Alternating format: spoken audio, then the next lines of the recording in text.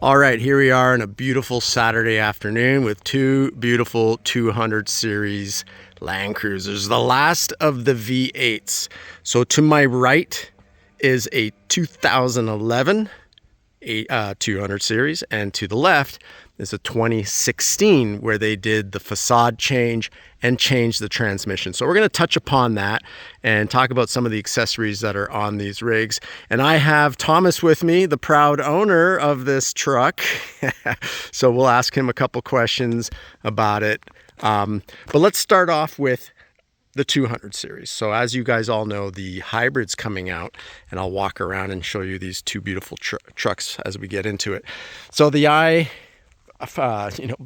four banger hybrid is out, and there's a lot of controversy, a lot of talk, and I immediately went out and got my 2016. I had a 2008 and I got this white 2016 because I knew this is it for the V8s, the trusty bulletproof engines that are the 5.7s.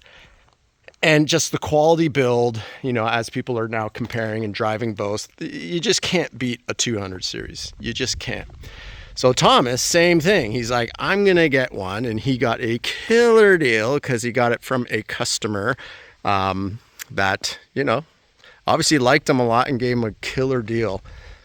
We might disclose that, so hang on until the end of the video. But he has been adding a lot of great stuff. In fact, those wheels, even though this is a 2011, as you know, the 2008 through 2015 had the 5 stars pattern on the wheels. This is 2016 wheels. How do I know that? Because he bought mine. These were on my rig, and I changed my wheels to the Rock Warrior, and Thomas got my wheels to put on his truck.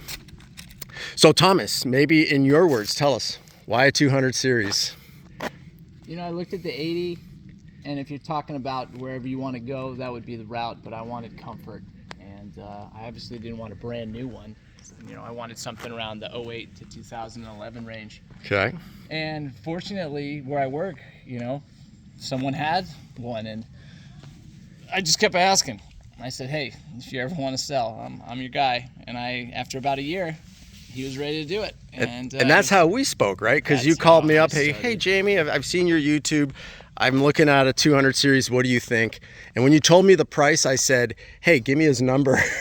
I want to talk to this guy. And I'm very, very fortunate. Yeah.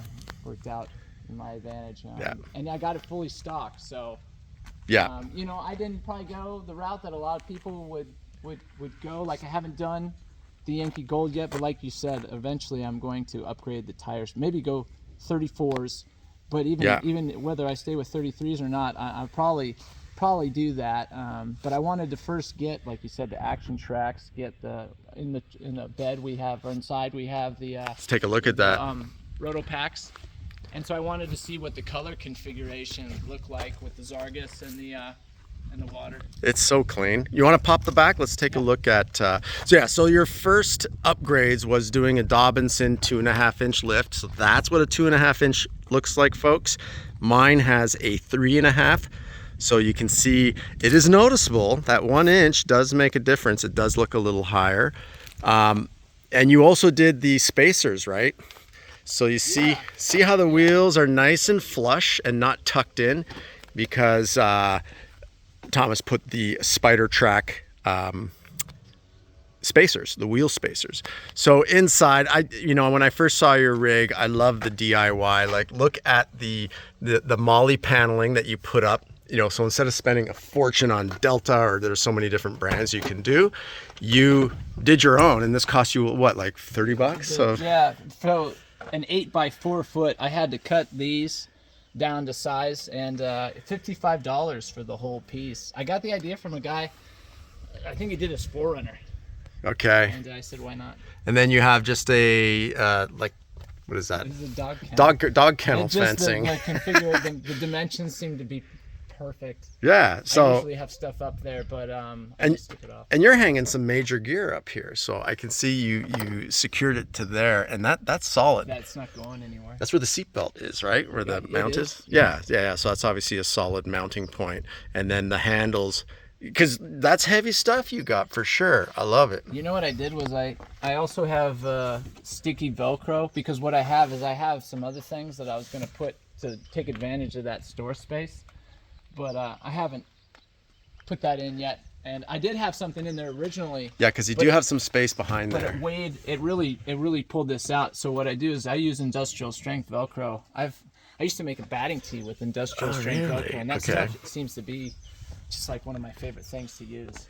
And then you got the bee's knees of drawer systems, the Big Country, the Savute. Quiet, right? No squeaking, no wiggling. It's quiet as can be. Yeah, these are top notch. Compressor that you sold me in here as well. Okay. Oh, yep. Thor's Lightning with the 4-hose system. So I'll put a link in the video where you can save 5% on that.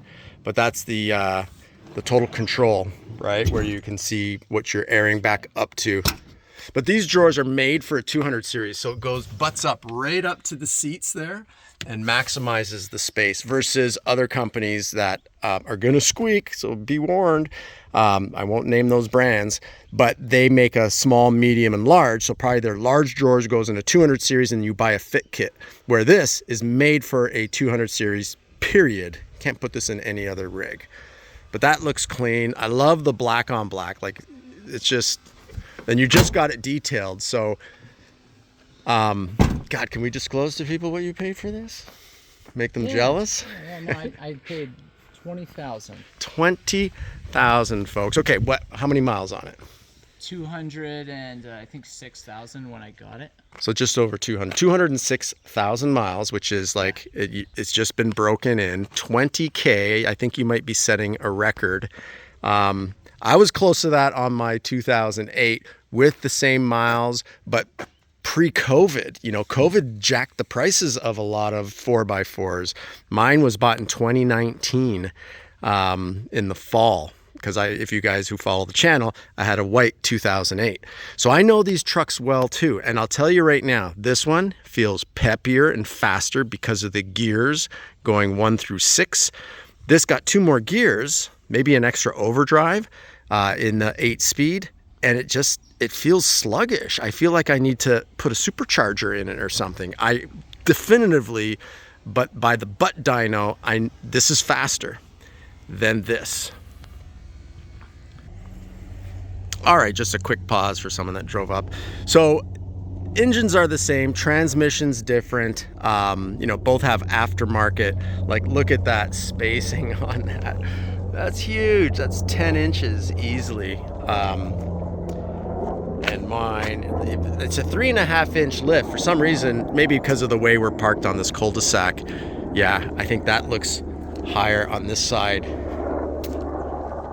It's a little lower. Yeah, I think it's just because the cul-de-sac is not even. But, 2.5-inch lift looks great. Look at that. 3.5-inch.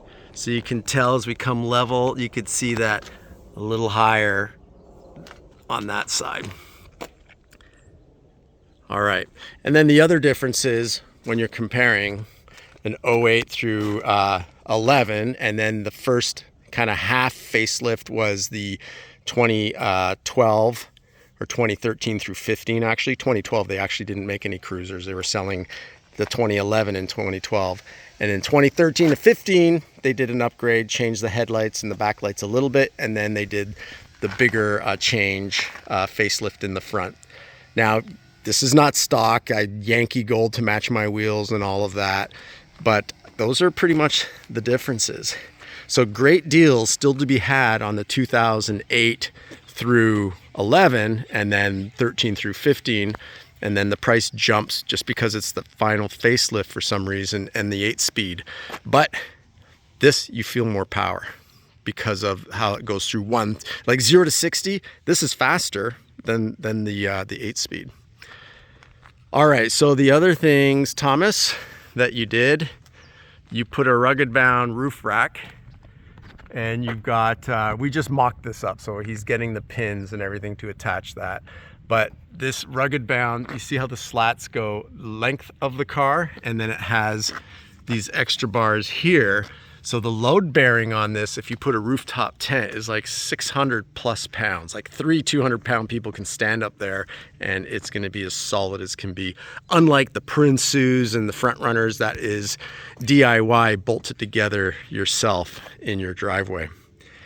Now, dude, 20K. I sold mine recently. I did put the drawer system in and the roof rack like you've done here. I sold my 2008 to buy my now United Nations 2.0, my 2016. I sold mine for like 32. And I had 211,000 miles. 32 and you paid 20. Well, 20 and you added the roof rack. So the roof rack is like... remind me, $15.95, and then the drawers is $21.95. So you added that. So yeah, that puts up your value from 20 up to let's just call it 24. But nice upgrades, plus the Zarges cases, so those look awesome. You got those from me actually, half price. Those are like $260 instead of $500 because they're one-time use military. And the ActionTrax, you got a good deal. Also, I make those, I have those in stock if anybody's interested.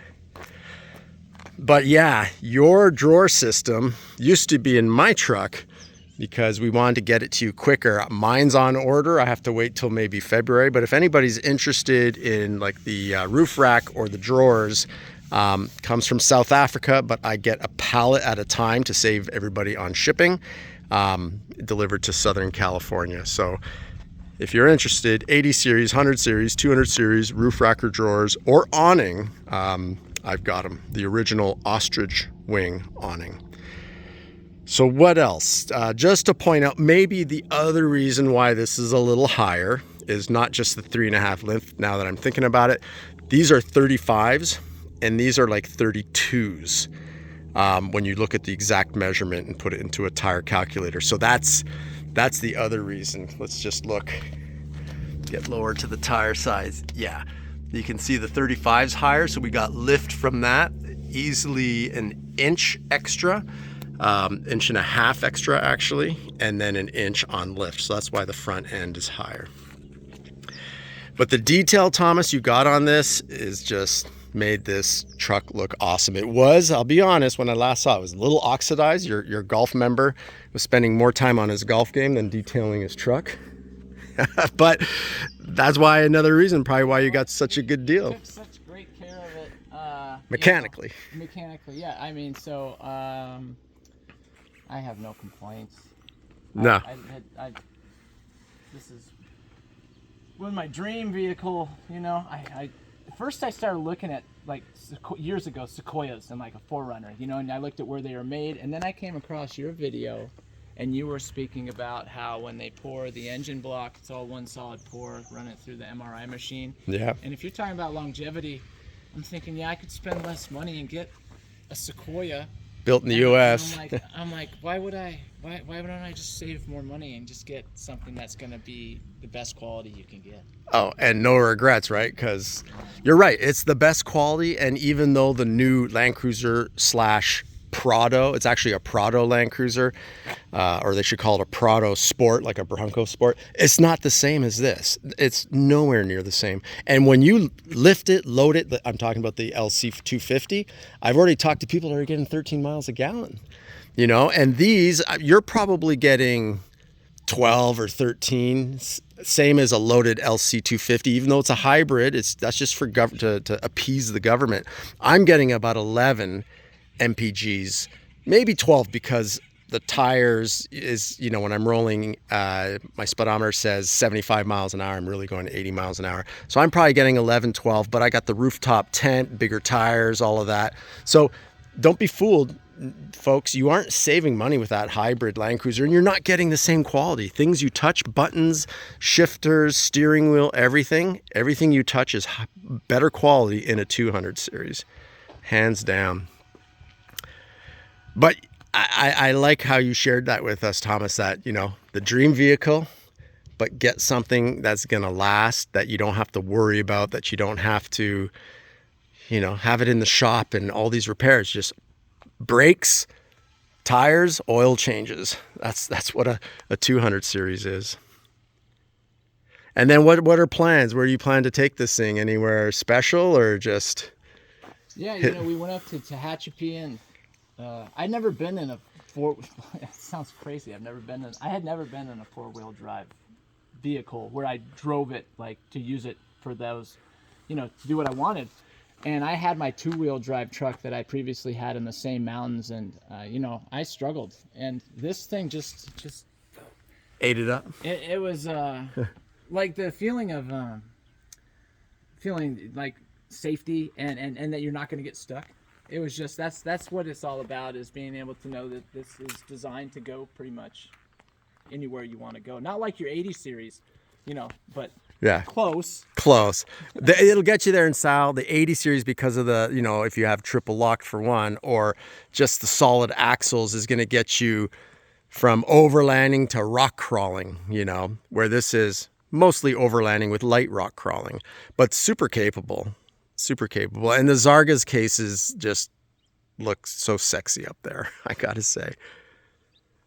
And then your green, you know, the ActionTrax in green, and then those scepters in behind in green. This looks so good. No, but congrats, you know, and I'm glad we stayed in touch, because, you know, I saw this when you first got it with the original wheels. It needed tires, so now you got the BFGs, bigger tires than you had. The updated 2016 wheels, which, you know, someone who doesn't know the headlights and the taillights would look at this and say, is this a 2020? Is this a 2022? They didn't make Land Cruisers in 2022, but is it? Because it's so fresh and clean. It's so nice. And I think I'll do a thumbnail on this, call it Spy versus Spy. So those of you who are closer to my age, you know, Mad Magazine, Spy versus Spy, the white and the black. Just, there you have it. The 2 Land Cruisers. Any plans for any aftermarket lighting on the roof rack or the front, or just keep it I was as? going to talk to you about that. Yeah. Gosh. I mean, where do you really stop? I mean, you get one thing, and then all of a sudden, you know, especially you go on the internet, and the internet knows you better than you know yourself. It's like, do you want this? Because, you know, I figured you eventually would figure it out. And yeah, I want it all eventually. I mean, look at your rig. I would love where I'm going. I want to have the lights for sure. Absolutely. Yep. So there's ways to integrate like a light bar, maybe down. Me personally, I don't like plates in the front. So that's one of my first mods, is remove the front plate. And when you do that, you could put a Baja Designs light bar there, unless you want to see the lights, you know. And when you talk about doing armor, it is definitely cheaper to do a front bar than a rear bumper. Rear bumpers are like $5,000. Front bumper, half of that, you know, and a little bit of cutting, right? You can see how my plastic bumpers cut, and we're keeping some of the upper below the headlight. So that's irreversible surgery. It's once you've done that, you're done. Or you have to buy a whole new plastic bumper if you want to go back to original. But who would go back to original once you put the steel bumper? But like, honestly, it looks so clean. It's such a clean bumper, especially on the 2011. You know, your fog light there, it's just simplicity, and it's not screaming, you know, look at me, I'm a fancy Range Rover, I'm this or that. It's just simplistic, and that's why most owners, business owners, CEOs, people that buy these are like, I want to focus on other things and not have to worry about the reliability of my truck. That's why they get Land Cruisers, you know, and they don't want the employees to say, Land Cruiser, like, where's my raise? You know, maybe if you pull up in an LX 570, like, oh, Lexus, okay, you're making money now, give us a pay bump. That's Land Cruisers. Average owner owns them for 10 years. And I think your 10 years has just started. Yeah, I don't plan on getting rid of it. I don't blame you. All right. Well, I think we covered everything we wanted to talk about. Maybe I'll just show the interior difference between a 2016. But all of this all stayed the same. The seats stayed the same, just different color choices. This stayed the same. Cool. You have a cool box? I do. Yeah, so cool box inside. Some of the changes are here. Slightly bigger nav here, but not a ton bigger. And then still, like, it's just so clean. And I love how they did the wood here. I think one of the differences in mine, you know, both have heated seats. The 2016 got heated steering wheel, but it's nothing to write home about because it only heats it here at 10 and 2. Doesn't heat here, doesn't heat down below like most other car manufacturers do. So it's kind of, Toyota was weak with the heat.